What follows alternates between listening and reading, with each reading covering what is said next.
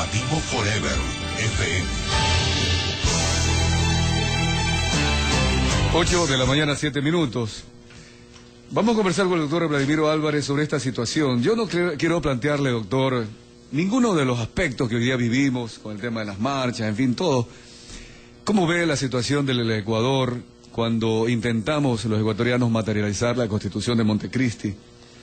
Y lejos de haber generado una reconciliación entre ecuatorianos, al parecer todavía no sirve como un documento de reconciliación, sino más bien de disputas, que por otro lado quizás en lo político es necesario debatir por lo menos. Doctor, con su experiencia en la política como catedrático, analista político, ¿cómo ve esta situación del Ecuador? Bienvenido, buenos días. Buenos días. Es muy importante la pregunta porque plantea la necesidad de una reflexión en nuestro país. En realidad, nuestro pueblo, la mayoría de la ciudadanía ecuatoriana, quiere vivir en un régimen democrático o no quiere vivir en un régimen democrático. Yo creo que si se plantea esa pregunta a la gente, indiscutiblemente, si no todos, por lo menos la mayoría dirían, sí, yo quiero vivir en democracia. Pero hay que entender qué es la democracia. Y la democracia es un sistema de gobierno, un sistema político que se basa fundamentalmente en la vigencia del Estado de Derecho. ¿Qué significa la vigencia del Estado de Derecho? Que haya una serie de normas, una pirámide jurídica, que decía un famoso tratadista de Derecho Internacional, Hans Kelsen, la pirámide jurídica de Kelsen, que es el conjunto de normas, de leyes, de mandatos que rigen a la sociedad, empezando en la punta de la pirámide, ahí arriba, por una constitución, siguiendo por los códigos, las leyes, los reglamentos, las ordenanzas provinciales, municipales y las regulaciones de carácter general. Todo esto conforma el Estado de Derecho, es decir, el marco legal, el marco jurídico dentro del cual todos debemos adaptar nuestra conducta, nuestros actos, tanto los gobernantes como los gobernados. Si todos respetamos la Constitución, si todos la hacemos cumplir, si quienes están en el gobierno y en las altas esferas de las instituciones del Estado no cumplen con los mandatos constitucionales y con los mandatos legales, no vivimos un Estado de Derecho. Y la Constitución de Montecristi establece, justamente ayer, y perdónenme que haga esta declaración, ayer en otra radio me preguntaban cuál es su criterio sobre la Constitución. ¿Usted cree que es buena o mala en este momento en que se están discutiendo estos temas? Yo digo, bueno, en general la Constitución tiene aspectos buenos y tiene aspectos malos. Claro. ¿Y cuál es uno de los aspectos buenos de la Constitución de Montecristi? Por ejemplo, la Declaración de los Derechos que tenemos todos. Y esta Constitución separa una serie de derechos para las mujeres, para los hombres mayores adultos, ¿verdad? Personas de tercera edad, para los jóvenes, para los sectores y comunidades indígenas y de otro tipo, en fin, para distintos grupos sociales. Lo que ahí se declara respecto a los derechos es maravilloso. ¿Cuál es el problema? Que son tan maravillosos que son imposibles de cumplir. Por ejemplo, se dice que las personas, los mayores adultos, las personas de la tercera edad, el Estado les garantiza una serie de derechos. Por ejemplo, ¿qué? El derecho a un trabajo, el derecho a un puesto de trabajo, a ejercer un trabajo, de acuerdo con su experiencia, de acuerdo con su capacidad y de acuerdo con su nivel de vida que han tenido antes de ser adultos mayores. ¿Se puede imaginar lo que eso significa? Que salga pues uno de los asambleístas de Montecristi o uno de los gobernantes actuales a la calle y que vea la cantidad de viejitos que hay allí, que han sido y han tenido buenos trabajos, han tenido un trabajo digno, un nivel de vida bueno, y que les dé un trabajo, que les conceda un puesto de trabajo. El Estado les garantiza, dice la Constitución, una vivienda digna, que sea aceptada por el adulto mayor. Que vaya pues a ver cuántos viven en las calles o en los portales con un saco de yute encima por las noches. Es decir, es imposible a todos esos adultos mayores del mundo, del Ecuador, hombres o mujeres, asegurarles esos derechos. Y como eso, cantidad de cosas. El derecho al agua. El derecho del agua. No es el derecho al agua, es el derecho del agua. ¿Qué derecho tiene el agua? ¿A qué? ¿A correr libremente por los ríos en forma transparente? No lo dice, dice que garantiza el derecho del agua. Garantiza el derecho de la naturaleza. ¿Cuál es el derecho de la naturaleza? No lo dice. Entonces sale por allí una dirigente indígena como Lourdes Esteban y dice: lo que pasa es que el presidente se limpia con la naturaleza, como se limpia con la Constitución. Lo dijo expresamente. Yo tengo la grabación. Entonces, perdónenme, sí, la Constitución tiene cosas buenas, pero en mi criterio es un engaño. Doctor Vladimiro Álvarez, para materializar la Constitución, usted acaba de manifestar que quizás el 100% de ecuatorianos queremos la democracia y para esto hay que respetar precisamente el Estado de Derecho. Pero los ecuatorianos somos como somos, ¿no? Algunos sociólogos ya han tratado de definir a los ecuatorianos, entre ellos el doctor Osvaldo Hurtado, en las características de los ecuatorianos. Jorge Adún también fue inclusive hasta más crítico de cómo somos los ecuatorianos. En el instante que hay una especie de reconciliación, se decía borrón y cuenta nueva, vamos a refundar el país, una constitución de 300 años, se intentó luego, y se debe intentar, poner de parte de todos que para que esto sea realidad, que la Constitución se respete. Pero puede congeniarse esa intención con aquello del discurso de la Revolución Ciudadana, una especie de revanchismo, de decir vamos ahora a defender los derechos del pueblo, etcétera, etcétera, cuando vemos que el mismo pueblo ahorita está reclamando, los mismos aliados del socialismo que votaron por la Constitución y que votaron junto con Rafael Correa, en este momento están en contra de él.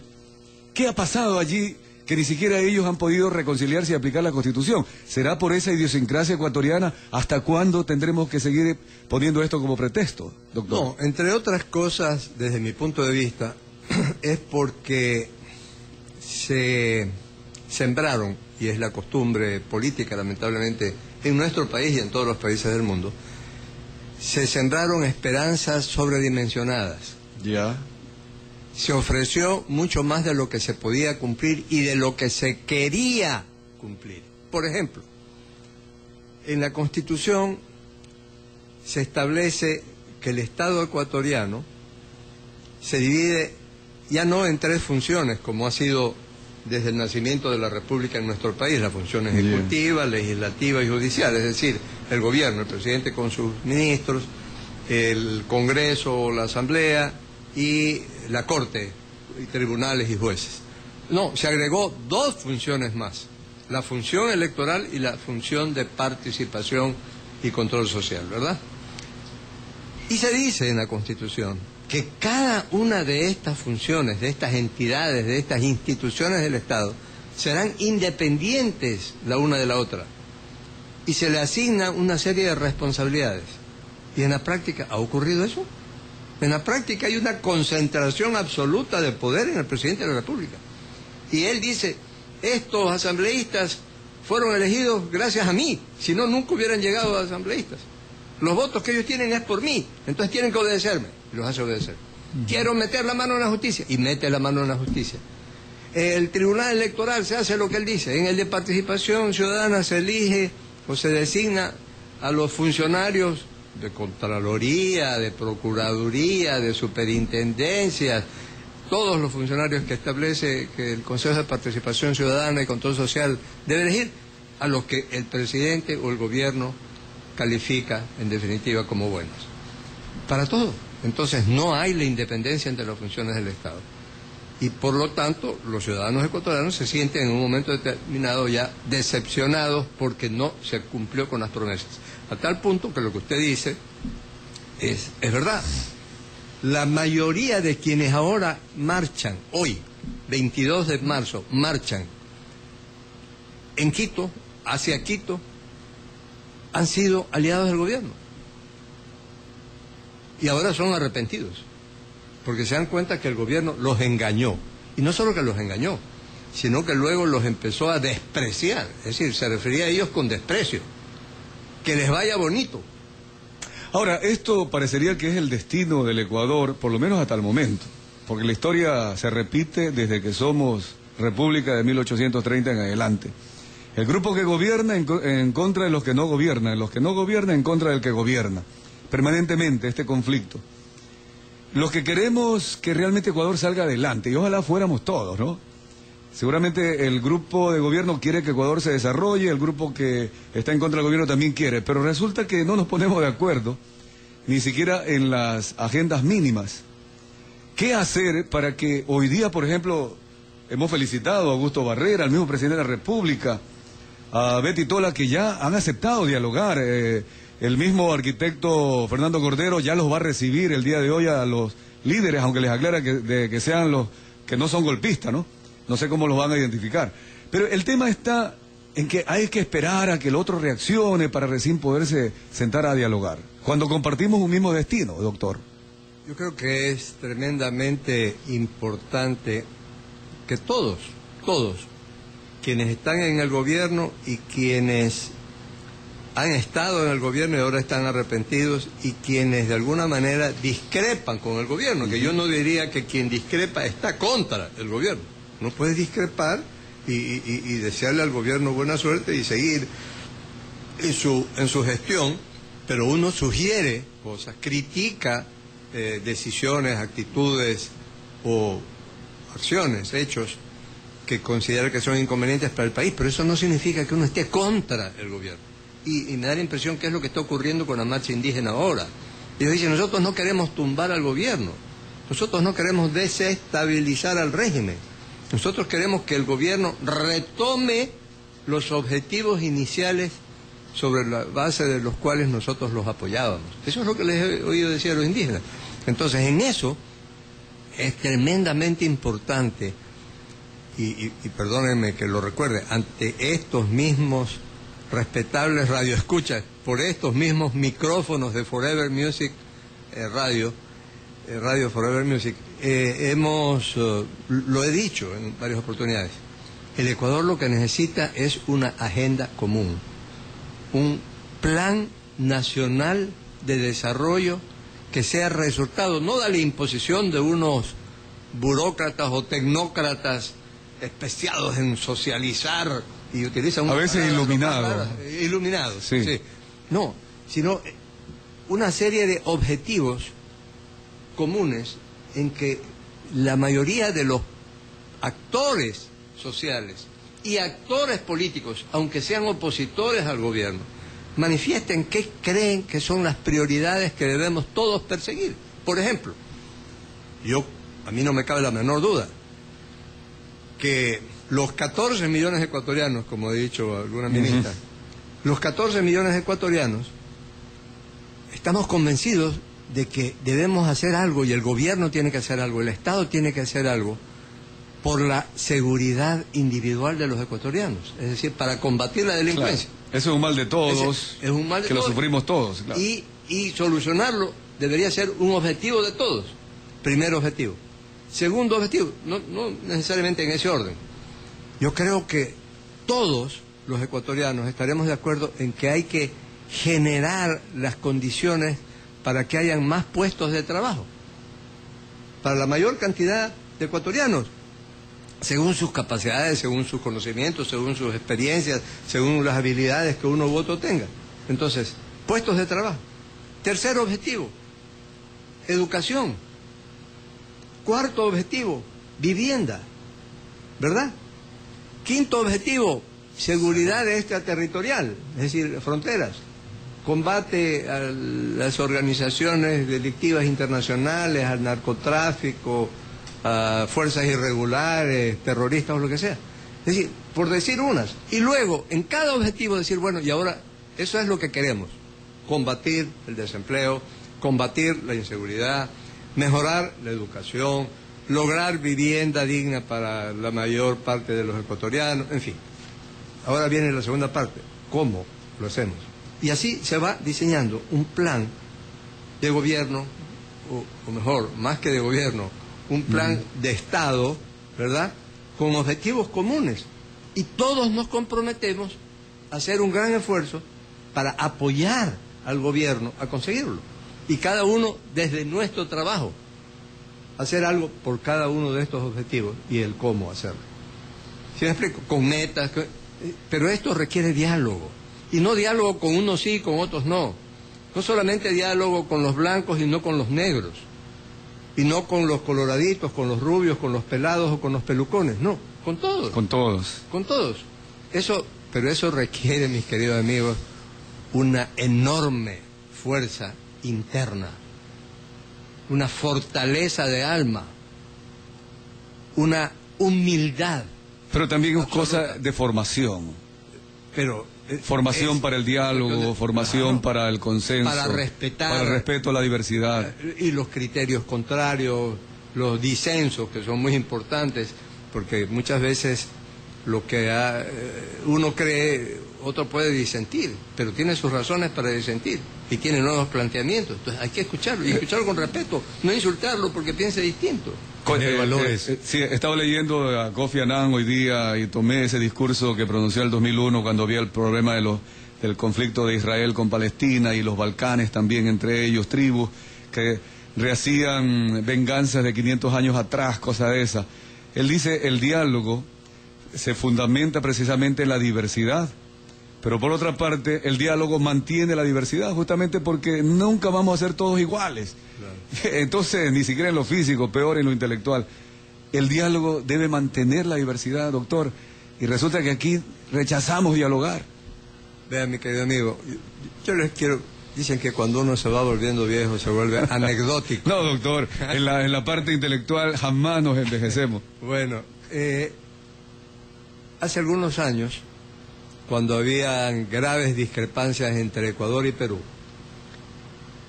recibí una invitación de unos profesores de una universidad en Estados Unidos, la Universidad de Maryland. Son dos profesores que plantean una cátedra de soluciones para conflictos internacionales. Muy interesante. Estos dos profesores, curiosamente, el uno es israelita, claro, y el otro es palestino. Ustedes saben que entre Israel y Palestina hay grandes confrontaciones bélicas. Y estos dos profesores esgrimen una teoría de que para solucionar este tipo de conflictos no solamente lo pueden hacer los gobernantes, porque en muchos casos los gobernantes se ponen de acuerdo y firman la paz, pero los pueblos siguen odiándose mutuamente y cada vez que pueden se confrontan. Entonces lo que dice es, tiene que haber diálogos de todas las organizaciones de las sociedades que están involucradas en el problema. Y entonces para esto, como sabían que acá en América del Sur había algunos conflictos internacionales pendientes, entre esos Ecuador y Perú, invitaron a estos diálogos. Invitaron a dirigentes sindicales, dirigentes indígenas, dirigentes empresariales, funcionarios gubernamentales, dirigentes académicos, y por eso me invitaron. Yo en ese momento era rector de una universidad, en fin, tanto de Ecuador como de Perú. Y entonces, en una mesa estaban los representantes de las organizaciones sociales, digamos, de Perú, y en otra mesa al frente estábamos los representantes de las organizaciones sociales de Ecuador. En nuestra mesa, obviamente, había una banderita del Ecuador en el centro, y en la mesa de los peruanos había una bandera de Perú, una banderita en el centro de la mesa. Y así conociendo cuáles eran los problemas, y un día intervenía el uno, otro día intervenía el otro, decía, no, el conflicto entre nosotros es porque el territorio en Piura y no sé qué, y no, que el río Amazonas, y bueno, cada cual decía... El Tahuantinsuyo, claro, heredero de los incas. La época de los incas. ¿Se acuerda del general Jarrín? Y todo. El general Jarrín de Perú, que escribió un libro sobre eso. Sobre eso, y discutíamos. Un día bajamos, y para nuestra sorpresa, en la mesa donde estaban nuestros nombres, estaba la banderita de Perú. Y en la mesa donde estaban los funcionarios de Perú, los nombres de los funcionarios de Perú, estaba la bandera de Ecuador. Fue a propósito. Entonces, a propósito. Y como ejercicio, nos dijeron, bueno, ahora los ecuatorianos tienen que sostener los argumentos de defensa del Perú. Y los peruanos tienen que sostener los argumentos de defensa del Ecuador. ¿Qué tal si el presidente Rafael Correa sostuviera los argumentos de los indígenas y los indígenas los argumentos del gobierno? Orlando. Sí, doctor, en realidad siempre es provechoso escucharlo por las reflexiones que hace. Y he anotado aquí algunos conceptos, sobre todo esto de la democracia, ¿no? La vigencia de un Estado de Derecho. Y no quiero apartarlo del tema central, que es la reflexión sobre lo que está viviendo el país. Pero el día de ayer se conoció de la reactivación del juicio contra el doctor Yamil Mahuad, ¿verdad? En este marco de confrontación entre unos movimientos que están contra el gobierno y las contramarchas que organiza el gobierno, se da justamente este tipo de anuncios por parte de los miembros de la sala respectiva. ¿Es una decisión jurídica a su criterio lo que se ha adoptado o es una decisión política asumida por los jueces en medio de esta situación, con un mensaje claro al sector indígena, quizás recordando lo que el doctor Mahuad tuvo que hacer y acusándolo de peculado, es decir, mal uso de fondos públicos, cuando él lo que decretó fue un feriado bancario, es decir, detener los dineros del público que no eran del Estado en la banca privada? Sí, bueno, en primer lugar aclaro que yo no he actuado como defensor en el proceso. El defensor es el doctor Vivanco. Patricio Vivanco, lo he hecho con mucha capacidad profesional, pero de lo que conozco, en realidad no se ha permitido el pleno ejercicio del derecho de defensa del doctor Yamil Mahuad. Por otra parte, es indiscutible que se trata de una decisión eminentemente política. Uno de los planteamientos que ha hecho el doctor Vivanco es que ha cuestionado la designación de los 3 miembros de la sala que ha dictado esta resolución. ¿Por qué? Porque dentro del proceso de selección, entre comillas, de la nueva Corte, hay graves deficiencias en la selección y designación de estos 3 magistrados de la sala. En cuanto al asunto de fondo, hay que recordar lo que pasaba en el año 1999 y en el año 2000, cuando Mahuad adoptó esas decisiones. Yo no estaba en el área económica, pero las sufrí y las vi de cerca. Si no se tomaba la decisión que tomó Mahuad, no había protección alguna para los depositantes. Simplemente los bancos se caían y luego que cada depositante que firmó un contrato de cuenta corriente o de cuenta de ahorro con el banco, que vaya a demandar a los banqueros a Miami, a Disney World, a Madrid, donde se encontraron. Este no es un problema del Estado. El Claro. Estado no se metió, salado. ¿Para qué pusieron su plata allí? No, lo que hizo él fue tratar de proteger. Un momentito, aquí nadie mete la mano. No es como ahora que meten la mano donde quieren. No. Aquí nadie mete la mano. Feriado bancario.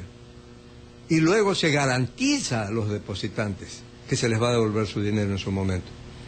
Y para esto, ¿qué hace con los bancos? Los apuntala con créditos de acuerdo con la ley que daba el Estado. ¿Qué es lo que están haciendo en Europa en este momento? Con la crisis económica. Los Estados están prestando miles de millones de euros a los Estados en dificultades para que apuntalen a sus bancos, para que no se caiga el sistema bancario, financiero, y lógicamente no se perjudique a los depositantes. Eso fue lo que hizo Mahuad, pero ha sido políticamente mal interpretado. Mi intención de la pregunta era justamente tener esta conclusión suya, porque estamos viendo que la otra parte de su exposición de crear una agenda común en el país, con temas fundamentales, educación, salud, generar trabajo, seguridad, etcétera. A veces vemos que no se la puede hacer, por ejemplo, este tipo de acciones políticas inmiscuidas con la justicia. Y quizás hubo un momento muy oportuno para el Ecuador llegar a un acuerdo entre los diferentes sectores políticos cuando el arquitecto Urán Ballén invitó a los expresidentes frente al problema que teníamos con Perú a una reunión, pero vimos que no todos asistieron. Así es, porque se requiere, como digo yo, perdónenme, para el diálogo, una inmensa fortaleza de espíritu, de formación humana, para que el diálogo sea realmente constructivo, porque requiere muchos renunciamientos a la creencia de que cada uno de nosotros tiene la verdad, y eso requiere fortaleza. Es mucho más fácil ser prepotente, soberbio, ¿verdad?, y decir, no, lo que yo creo es así porque es así, y aquí se hace esto porque se hace, que decir, bueno, veamos tu posición, ponerse en los zapatos del otro. Es decir, aquello de las banderitas en las mesas distintas y defender la posición contraria, ponerse en los zapatos y en los pantalones del otro, para poder entender el problema y para poder encontrar una solución al problema. Entonces, el diálogo requiere de fortaleza humana, de todos los participantes, de quienes dialogan, digamos. Claro. Bien, para retomar un poquito la línea de lo que está sucediendo el día de hoy, doctor Vladimiro Álvarez, yo le quisiera plantear algo en la dimensión precisamente de esta especie de conflicto que se ha generado y que hoy día ojalá no se agrave. El presidente tiene un pensamiento y a veces nos hemos dado cuenta que el pensamiento de él no necesariamente es el pensamiento de Alianza País. Yo le pongo el ejemplo de la ley de comunicación. El presidente de la República en una entrevista en la televisión española manifestó que ojalá hubiera más medios públicos que privados y que el problema de la prensa es un problema planetario. Temas como estos. Se le planteó este mismo tema al doctor Mauro Andino, que está proponiendo la ley de comunicación. Él dijo, respetamos el pensamiento del presidente y no necesariamente es el pensamiento que está impregnado en proyecto de ley. Tomo esto como ejemplo a una serie de temas que suceden todos los días, los contratos mineros, la negociación en Unión Europea, la narcovalija o la valija diplomática, todos estos temas que hay un sector del país que le pide al gobierno rectificaciones, ahora mismo con las marchas. Pero el presidente tiene su idea. ¿Cómo congeniar todos estos asuntos de la Revolución Ciudadana de un líder con Alianza País y con el resto de ecuatorianos, cuando usted mismo ha dicho que todos quisiéramos la democracia, el Estado de Derecho? Con su experiencia como exministro de Gobierno inclusive, ¿qué propuesta habría que hacer para que esa idea del presidente de alguna manera tenga relación con la idea del resto de Alianza País y con el resto de los ecuatorianos? Fundamentalmente ponerse de acuerdo en que si queremos realmente un sistema democrático o queremos una dictadura. Pero ¿cómo ve usted ese liderazgo del presidente Rafael Correa? Tiene un extraordinario ¿Va a haber liderazgo o no esa propuesta de rectificaciones o de alguna manera cambiar el estilo de gobierno? Tiene una extraordinaria capacidad de liderazgo, no cabe duda, porque impone su voluntad aún a costa de la paz y de la tranquilidad y de la armonía con su propia gente. Fíjense ustedes esto de que declaró, los indígenas vienen con 2 plumas y 2 ponchos, para minimizar el número de participantes de la marcha indígena. Cuando ve que ya son bastante más que 2 plumas y 2 ponchos, entonces, el gobierno va a hacer respetar Alianza País y el sistema democrático y el régimen actual, y que salgan sus partidarios y les vamos a demostrar quiénes somos más. Perdóname, esa es una actitud que me recuerda lo que ocurrió en la Universidad Católica, que fue llevando... Lo hemos tomado como referencia lastimosa. Claro, ¿no? Lastimosa, que fue llevando en buses una serie de partidarios que no tenían nada que ver ni con esa universidad ni con ninguna otra, y luego ante el cuestionamiento de los estudiantes en un diálogo de intercambio académico, en un foro abierto, se sintió el agredido, entonces dijo, ¡hey, ustedes son 400, sus partidarios! Ellos son solamente 50, enséñenles a respetar al presidente y lo que es la democracia y no sé qué. O sea, incitándolos a enfrentarse. Ahora fue más o menos lo mismo, pero en las calles y con miles, ya no 400 contra 50. Entonces, perdónenme, con todo respeto para quien ejerce la máxima magistratura del Estado ecuatoriano, esa es una actitud de pandillerismo y no es una actitud democrática. Entonces lo primero que hay que hacer es evitar los enfrentamientos y evitarlos como ahora se está haciendo. El alcalde Barrera dice, no, un momentito, yo no doy autorización a los Alianzas País a que estén en el Parque del Arbolito, sino solamente hasta las 11 de la mañana para que cuando lleguen los indígenas puedan estar en el Parque del Arbolito y los otros vayan a otras plazas. Es decir, buscando formas de evitar el enfrentamiento. No echándole más leña al fuego. Por supuesto. Doctor, pero aquí viene otro tema, justo ahora en estos días que estamos entrevistando a nuevos líderes que están surgiendo de nuevos movimientos y partidos políticos tan necesarios para que la democracia no sea de un solo pensamiento, de un solo partido.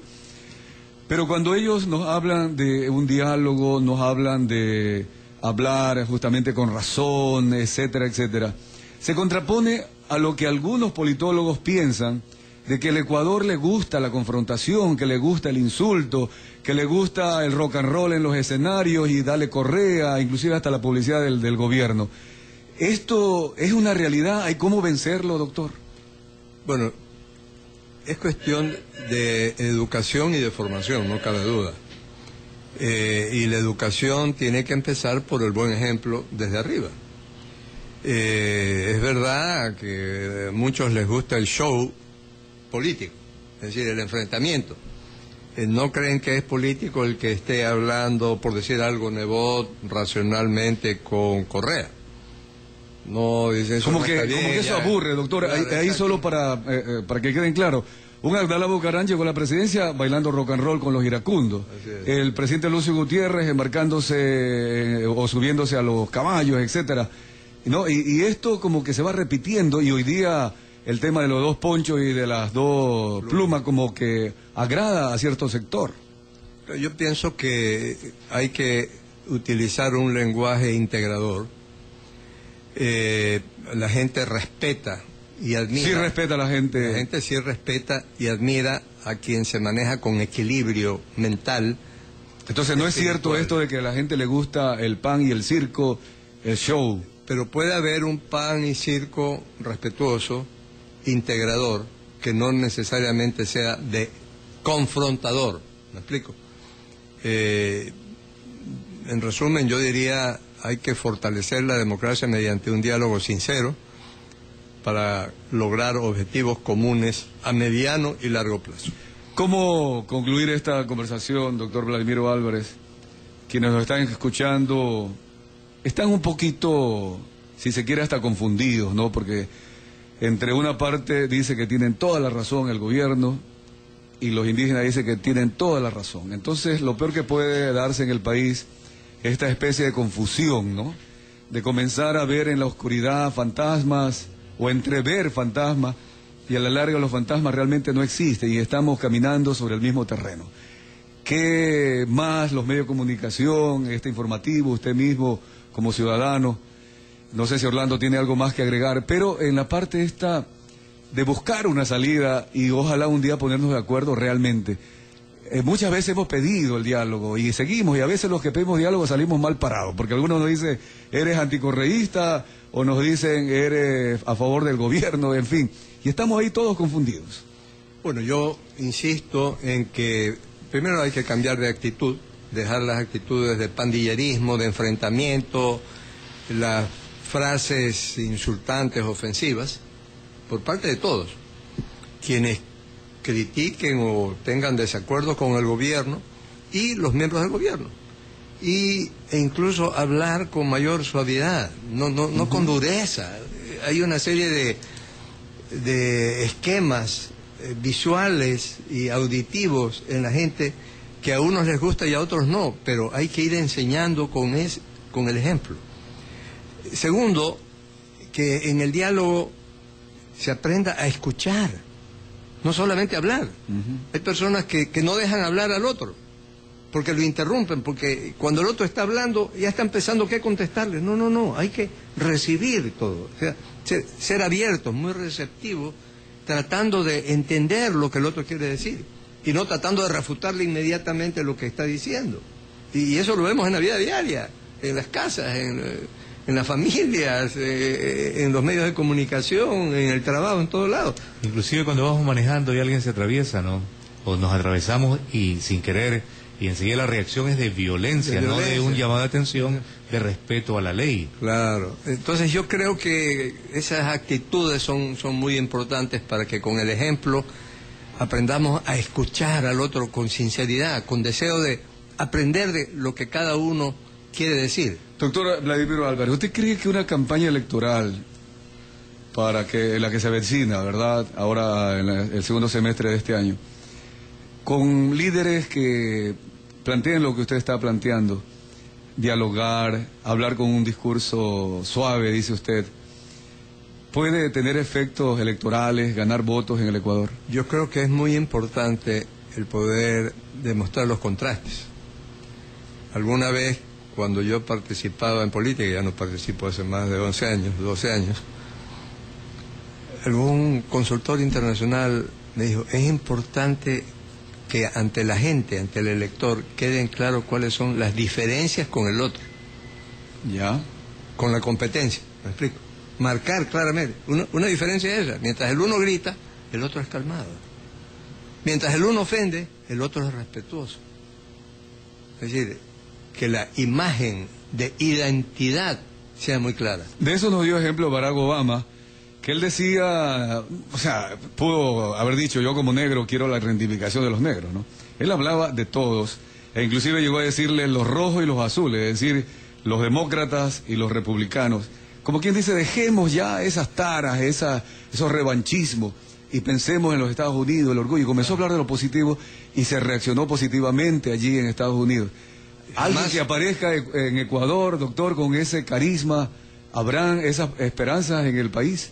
Ojalá apareciera uno y ojalá se lograra unificar las tendencias, sin que esto signifique que desaparezcan las propias ideologías o los criterios.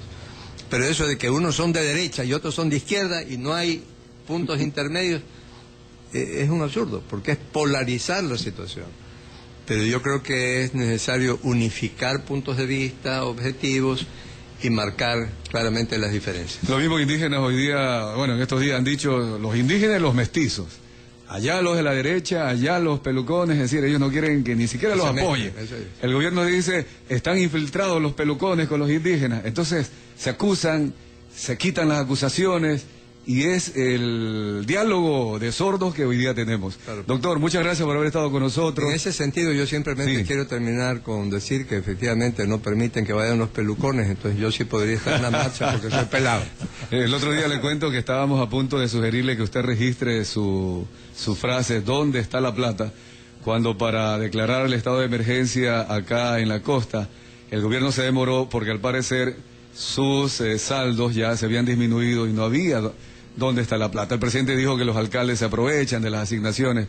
¿Usted no ha pensado en registrar, así como el 30 de septiembre, su expresión del dónde está la plata? Como prohibido olvidar. Yo creo que si yo registrara o hubiera patentado la frase ¿dónde está la plata?, ahorita sería millonario, porque a cada uno que hace la pregunta le timbraría. Usted le cobraría un royalty. Un royalty allí. Pero en todo caso, lo bueno es que ese se convirtió en un eslogan popular. Y seguimos preguntando, doctor. Siguen preguntando, y a mí me lo siguen preguntando en la calle todos los días. ¿Dónde está la plata? Y han pasado 21 años. 21 años. Desde que la primera vez. Es histórico. Algún día usted va a tener que escribir esa memoria, doctor. Sí, gracias. Vamos al corte comercial.